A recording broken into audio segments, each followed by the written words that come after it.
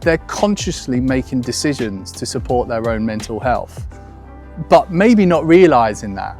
But in terms of just things like, I have to go to the gym, it's vitally important for me.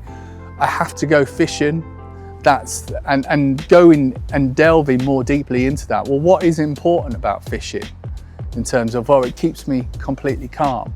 It completes me, it gives me escape, it gives me control, it gives me focus.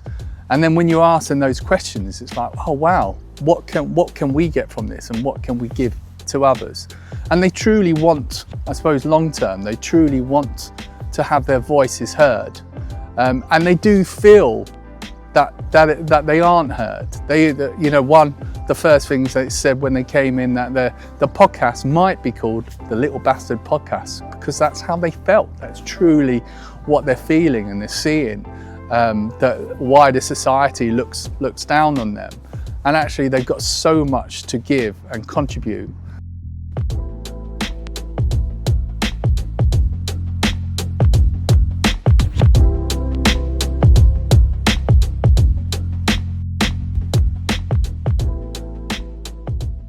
They're doing it through stories. They're telling us about things that they enjoy. They're telling us about things that make them into the person that they want to be. They're also telling us about things that they're doing on a day-to-day basis to not become the person that they used to be and they're trying to move away from.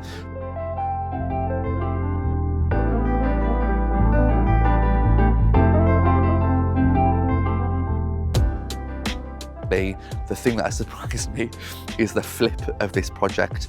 Every week we are hearing not only stories but like golden nuggets of advice from these teenagers that are saying, well, this is what I do, or this is how I want to be seen by the world, or this is who I'm moving away from becoming, or this is how I process my emotions. I figure out the healthiest way to deal with my anger, like in really emotionally articulate ways, that I am looking at these teenagers going, there are 40-year-old men that I know that aren't doing this, that don't have this level of self-awareness. And actually it gives me great hope for the future, because if this is the level of awareness and articulation that our 14-year-olds, 15-year-olds, 16-year-olds are having now, just think of the men that are going to be in our society in years to come.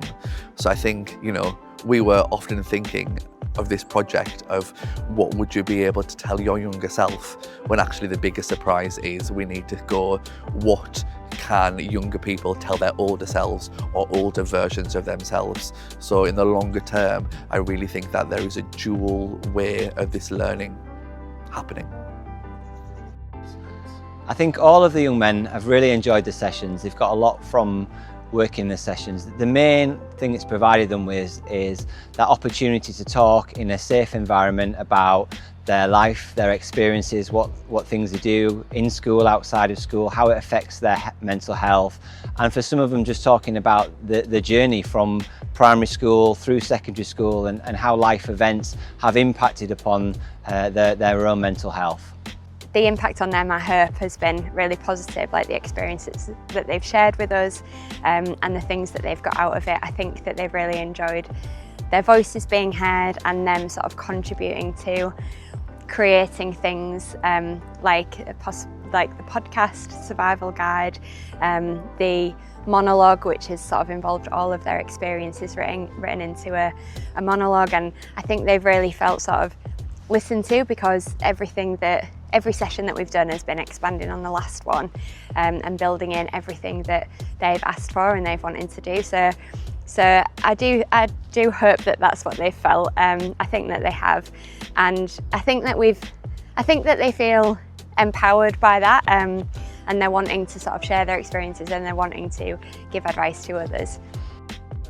These guys realise that it's a bit of a superpower to be vulnerable and talk, and there's no judgment. In fact, it's just something that they do, and I feel that will put them in good stead.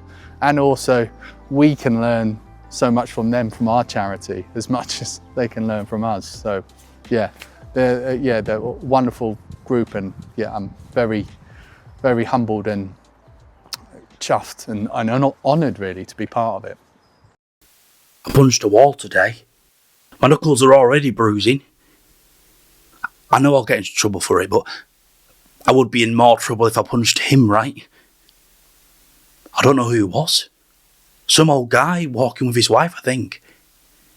He walked towards me, turned to the woman and said, "Another one of those little bastards."